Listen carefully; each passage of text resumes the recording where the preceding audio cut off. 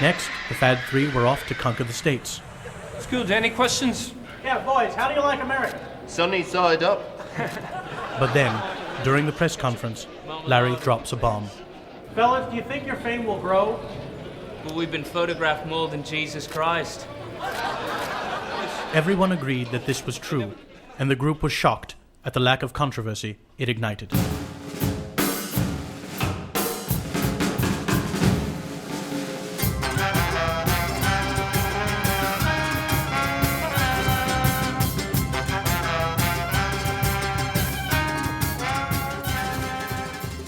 Welcome to Amusing Jews, where we celebrate Jewish contributors and contributions to American popular culture. I'm Jonathan Friedmann. And I'm Joey Angelfield. Producer-engineer Mike Tomren is working somewhere behind the scenes. Amusing Jews is a project of Adat Chaverim Congregation for Humanistic Judaism, the Jewish Museum of the American West, and Atheists United Studios.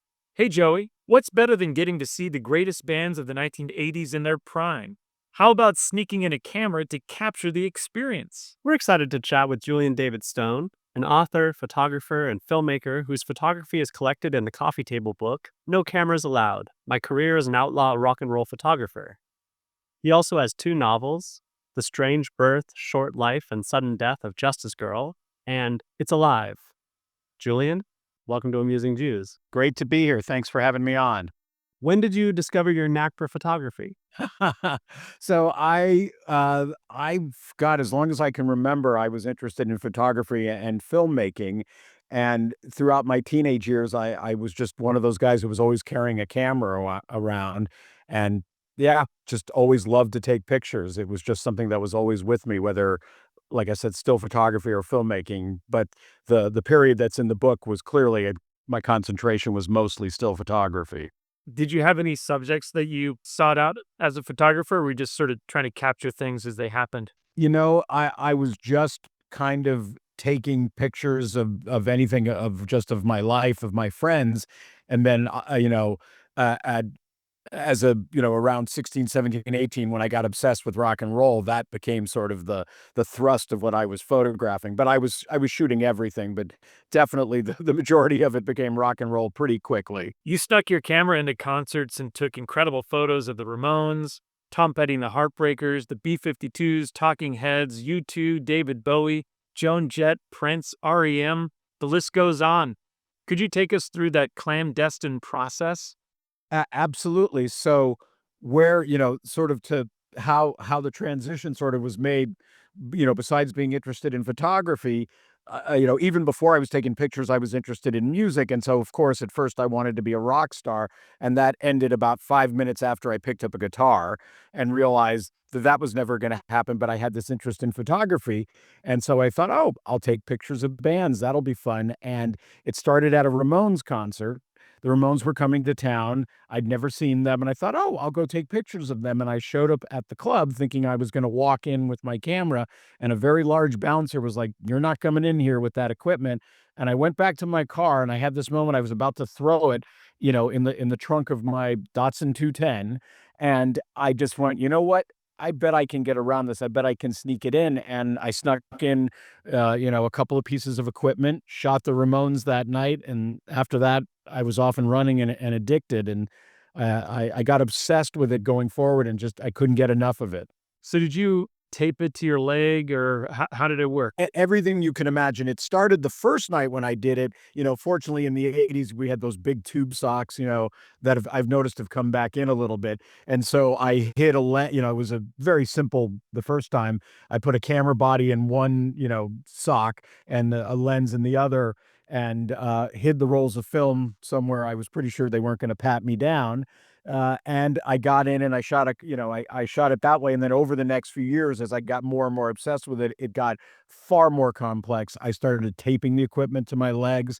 I finally got a big navy coat that hung down almost to my ankles, and I modified it so that I could drop equipment into the lining of the coat. So when they would do the padding, they would just pat me up here. They wouldn't go all the way down to the hem. And that got me tons of equipment in. And I had one funny, I had a lot of funny experiences. There was one concert where, and I actually don't have this story in the book, where they found a lens but they didn't find anything else on me. So they didn't know what to do with me because they're like, well, he's just got a camera lens. Can we not let him in for a lens? They didn't find the camera body or the rolls of film. So it was an effective way to sneak the equipment in. You're already sort of answering this question, but were there any other close calls with security or other fans of the shows? Endless ones. I got chased around all the time. I had one crazy. I was at a Joan Jett concert, and I got my equipment in, and I was in the middle of the crowd shooting away, and all of a sudden I see a roadie appear on the edge of the stage, and he spots me. He starts pointing at me like, I can see you, I can see your camera, and I kind of look at him like, well, what are you going to do about it? Well, I found out really quickly he jumped into the crowd, tore through it at me, but in the process of coming at me, he lost me and he tackled the guy next to me. And so I just kind of eased away from him at that point. So that was one of many times I encountered roadies and security. So you're always trying to get to the front row, it seems. I mean, the photos are quite remarkable in how much you were able to capture. Yeah, that was always the goal. I would always try to get up close. And then after a while, you'd start to want to get different perspectives. So after I felt I'd shot enough in the front, I'd move to the back. I would do all kinds of things. And I shot the police at Shea Stadium, which was a real battle to get to the front. But in this case, I got a little assist from Mother Nature because I was on the field, and I don't know why I did it because I didn't normally, but for some reason, this was in New York City in 1983 at Shea Stadium. And, New York is famous for sort of those strange little summer downpours. For some reason, I decided when I got in with my equipment, I went to the concession stand, and I actually bought a rain poncho.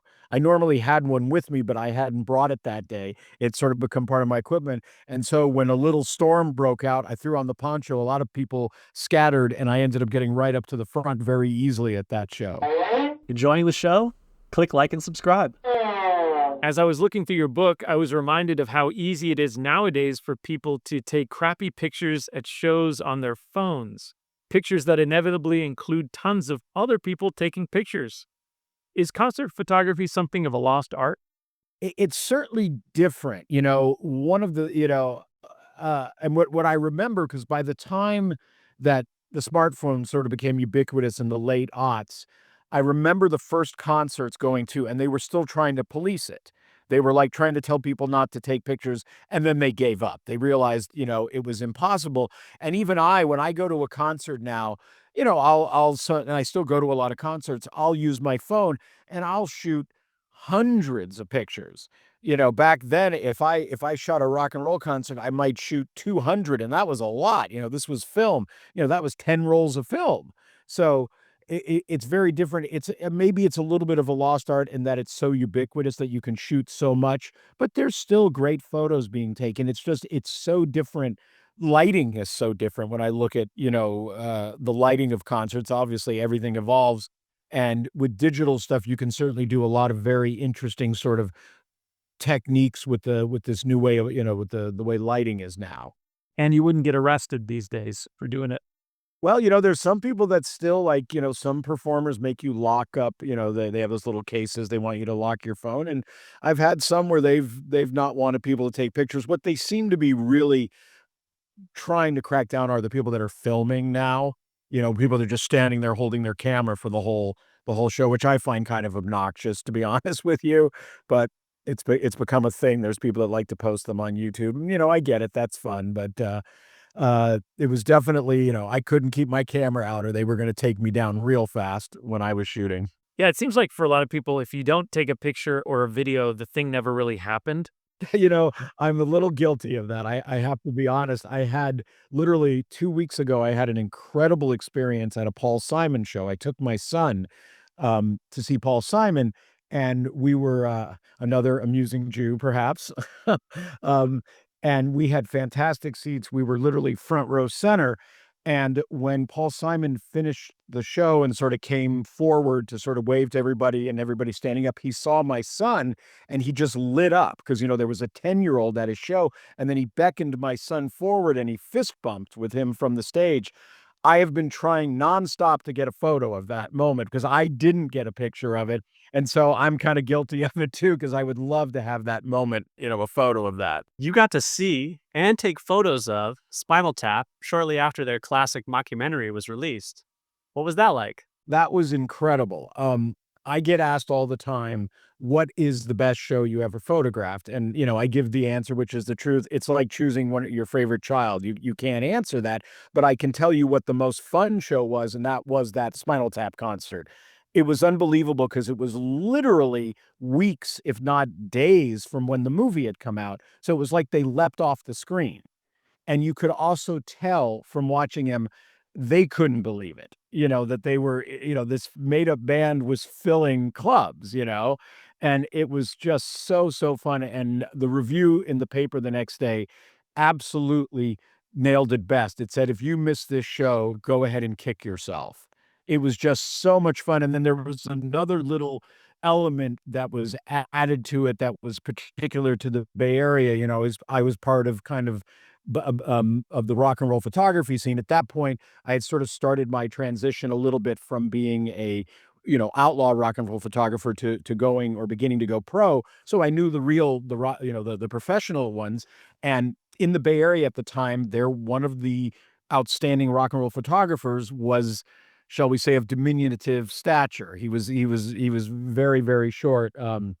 I don't know what the politically correct term for it is, vertically challenged or whatever today.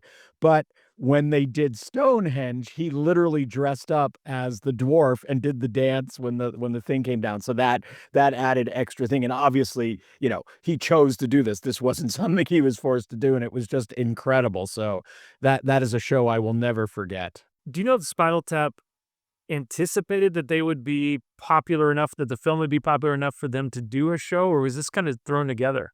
I don't think so. This was a small tour, and one of the things about the show is you could tell the energy they had. They couldn't believe it. It was just so fun to see it. And here we are 40 years later, and the sequel's about to come out. Yeah, the end continues.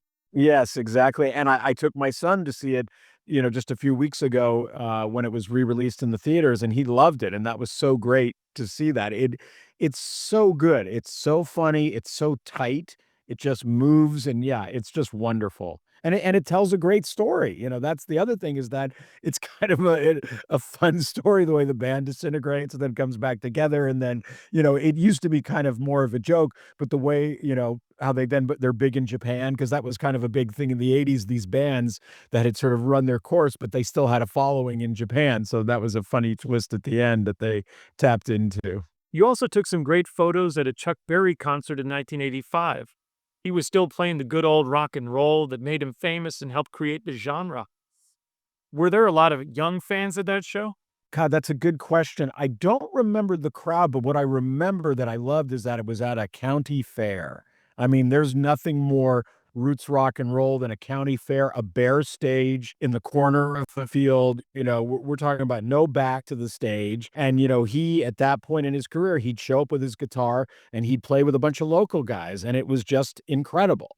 It was just to see something that felt so close to what he had been doing 20 years earlier, or I guess 30 years earlier at that point, when basically he was inventing rock and roll. And he's probably, of the performers in the book, he's the one that I have more of an appreciation now than I did then. I mean, I liked him then and I wanted to see him, but now when you listen to those lyrics and what he was writing, the man was a genius. He's creating an art form essentially, and the use of words, it's so American, and it's really just wonderful. And I feel very thankful that I got to see him. Somebody of my age, I had the experience of seeing him. I was never going to get to see him in the 50s, obviously, which I would have loved, but him at that point, it was wonderful.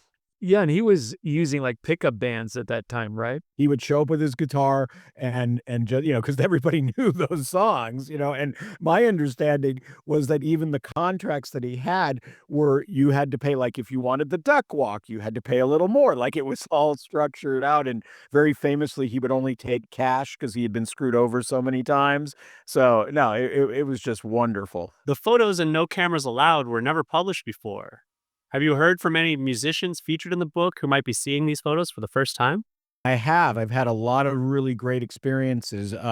Terry Nunn, the lead singer of Berlin, posted a bunch of the pictures saying, "Wow, this is great. I got to get this book."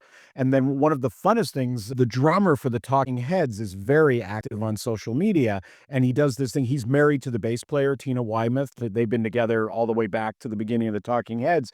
So he does this thing. He always posts a picture of Tina on Tuesday. He calls it another Tina Tuesday. And a couple of times he posted my photos. And so through Facebook, we struck up a conversation and we exchanged books. He sent me a copy of his book signed by him and Tina. And so that's been a thrill because, that's another one like recently with the re-release of Stop Making Sense. Oh my God, is that good? I just, every time I see that film, it just gets better and better. And they're just on another level. I just introduced a screening of it just a few days ago down here in Los Angeles at a theater. And I mean, I must have seen that film 30 times, and every time I can't get enough of it. That's another one. Like, again, if they ask me the greatest shows they ever saw, and I can't answer, but I say that that's the one I feel the most fortunate that I got to see, that I saw them on that tour, because not only, is this now this historic film, that's more and more appreciated every year. I photographed them just a couple of months before the performances that were filmed, and then they only played live 4 more times after the Stop Making Sense was filmed. So essentially, I mean, that was it. So I feel very fortunate to have seen them live. I think one of the modern critiques of, what Jonathan and you were talking about, people taking phone photos at concerts is that it might sort of take you out of the show. I'm wondering what your experience of taking, photos at concerts, did that like push you more in the show, or was it sometimes like you weren't really listening to the music and you had to get a good photo instead? That's a very good question. When I started doing it, I very much felt like I need to document this. I'm there and I love rock and roll and I need to document. And I kind of had a mix of it going. And then this is sort of condensing things, but essentially, I eventually went pro. The thing that ended my career was I went to see the Grateful Dead and I photographed them. And then I used to keep these lists of of all of my concerts, and you'd see all these different names. And then I still have these lists. And then you would see like, you see Grateful Dead appear, then a couple more concerts, and you see Grateful Dead again. And then you get to a point where it's just Grateful Dead, Grateful Dead, Grateful Dead. And it was at a Grateful Dead show, actually almost 40 years ago to the day, and in Ventura, where I was photographing them. I was up close photographing them. And I went, you know what? I don't want to take any more pictures. I just want to dance. And I put the equipment away and I moved back in the crowd and I danced. And that was kind of the beginning of the end. So ultimately, that is kind of what ended it. I wanted to appreciate the music. When I stopped photographing, I put these pictures away for 30 years and they weren't seen. So then when I decided to put them together in a book and I went back and looked at those list of concerts, I could never figure out the ones that I didn't photograph. Like, why didn't I photograph that show? Was I on a date? Like, I don't remember some of them. I'm like, God, I wish I'd shot I saw the Pretenders sort of in their prime. Why didn't I photograph that show? And so that's kind of more what I'm kind of left with. Like, what about the ones I didn't shoot, And of course, you have many more photos than are presented in the book. Do you keep these somewhere special, or do you have them organized or anything like that? Not as well as I should. It's kind of a miracle anything survived, frankly, over all the years of more, moving from different dorm rooms and then, post-college apartments and different things. So no, I mean, it's all together, but it's not as organized as I wish it was. I mean, it's a valuable collection in many ways, probably even monetarily, but I'm thinking more just the historic nature of it. Yeah, I mean, it is kind of nice. That's one of the advantages of sort of not of it sort of being gone for so many years, is that, it's taken on more of a historical value. And the other thing that was interesting, that when it did come out, was realizing, like, one of the ones that was the most interesting was I mentioned I shot the Police at Shea Stadium. Now, this was the biggest gig of their career in the media capital of the world. But as it turns out, the vast majority, in fact, all of the, and I remember this from when I went pro, the pro photographers will shoot the first 3 songs and then go home. So I was one of the only guys to chronicle the entire show. So I had all these people connected to the Police, both the band and fans, who reached out to me because they said, shockingly, there's not a lot of that show available, which is just crazy. to think of, because that was the gig that was their biggest gig. Supposedly, that's when they decided to break up after that, basically, because they were like, where do we go from here? We just sold out Shea Stadium. Thanks so much, Julian, for joining us. This has been great. My pleasure. Thank you for having me on. And to our audience, now back to your regularly scheduled lives. Amusing Jews is here to amuse you. If you like being amused, go ahead and click like and subscribe.